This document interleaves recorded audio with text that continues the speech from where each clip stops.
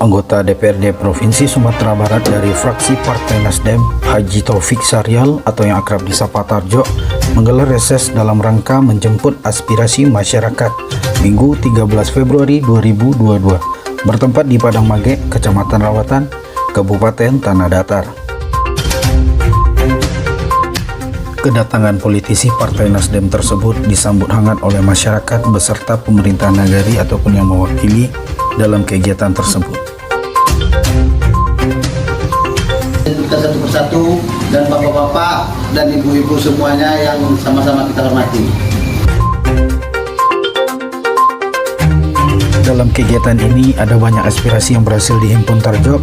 Salah satunya masyarakat meminta agar diadakan bibit cengkeh dan juga bibit jeruk purut.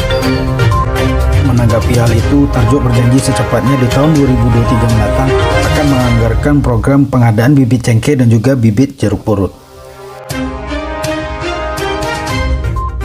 Untuk masyarakat di Nagari Padang Mage, kami mengucapkan terima kasih banyak kepada salah satu anggota Dewan dari Nasdem, Pak Tarjo. Alhamdulillah, apa yang disampaikan oleh beliau kami sangat bangga. Apa yang kami usulkan dari masyarakat ditampung oleh beliau. Tentu tidak semuanya bisa diakomodir, sebab ada skala prioritas. Insya Allah beliau berjanji skala prioritas akan didahulukan.